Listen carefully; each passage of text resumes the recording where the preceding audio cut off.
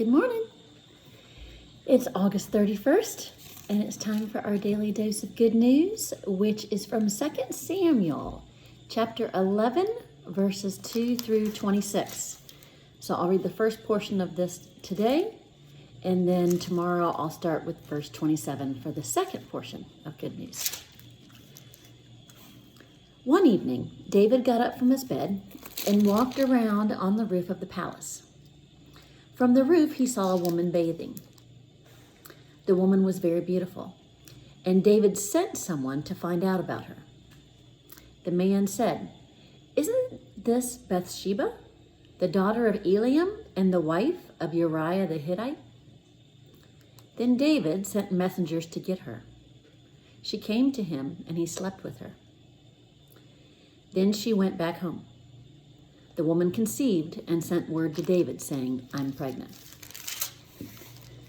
So David sent this word to Joab, "Send me Uriah the Hittite." And Joab sent him to David. When Uriah came to him, David asked him how Joab was, how the soldiers were, and how the war was going. Then David said to Uriah, "Go down to your house and wash your feet." So Uriah left the palace, and a gift from the king was sent after him. But Uriah slept at the entrance to the palace with all of his master's servants and did not go down to his house.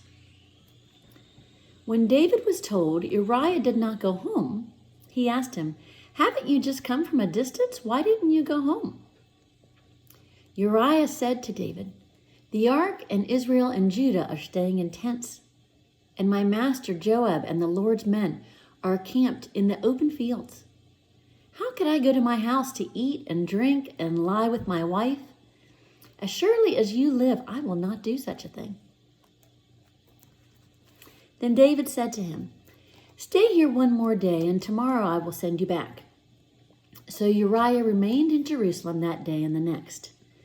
At David's invitation, he ate and drank with him, and David made him drunk. But in the evening, Uriah went out to sleep on his mat among his master's servants. He did not go home. In the morning, David wrote a letter to Joab and sent it with Uriah. In it, he wrote, "Put Uriah in the front line where the fighting is fiercest. Then withdraw from him so he will be struck down and die." So while Joab had the city under siege, he put Uriah at a place where he knew the strongest defenders were. When the men of the city came out and fought against Joab, some of the men in David's army fell. Moreover, Uriah the Hittite died.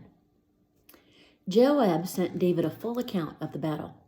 He instructed the messenger, "When you have finished giving the king this account of the battle, the king's anger may flare up, and he may ask you, 'Why did you get so close to the fight? Didn't you know they would shoot arrows from the wall? Who killed Abimelech, son of Jerubbaal? Didn't a woman throw an upper millstone on him from the wall so that he died in Thebez? Why did you get so close to the wall?' If he asks you this, then say to him, 'Also, your servant Uriah the Hittite is dead.'" The messenger set out, and when he arrived, he told David everything Joab had sent him to say. The messenger said to David, "The men overpowered us and came out against us in the open, but we drove them back to the entrance of the city gate. Then the archers shot arrows at your servants from the wall, and some of the king's men died. Moreover, your servant Uriah the Hittite is dead." David told the messenger, "Say this to Joab, 'Don't let this upset you. The sword devours one as well as another. Press the attack against the city and destroy it.' Say this to encourage Joab." When Uriah's wife heard that her husband was dead, she mourned for him. Here ends the reading. Now, you may hear all of that and think, "Goodness gracious, where is the good news in that?" I had a similar thought when I read that. And by process of elimination, let's think about where the good news is not. Okay? The good news is not present for Bathsheba. someone who was married to another man who was called by the king, who it sounds like she didn't have much choice on sleeping with the king. He's ordered her there. She's in his private home, left unattended with him. So that's not good news. It's not good news that she becomes pregnant from that encounter when she's married to another man and it's not her husband's baby. It's not good news that her husband was killed in battle by David's instructions, basically. So there's not good news for Bathsheba in this at this point. There's also not good news in terms of David making good choices in this. That basically he's at loose ends, wandering around the palace while his army is doing their duty. David is not really. Instead, he's noticing things that are tempting him to make choices that aren't after God's heart. And David makes numerous choices that aren't good in this. And David ignores some pieces in front of him that could redirect him to better choices. And that, I think, is where the good news is. That even in David being at loose ends and not making good choices, there's still a component of examples being in front of David to help steer him towards God. And that's Uriah. And Uriah is the one in this text who is oriented towards God, oriented towards his duty before pleasure. So Uriah goes to fight. Uriah returns from fighting. He goes to see the king. At the king's dismissal, he goes and he stays and sleeps with the servants. And when David asks him about that, he basically says, the ark and Israel and Judah are all in tents. And his focus is there. His focus is on that, the priority of the ark, of what's holy for God.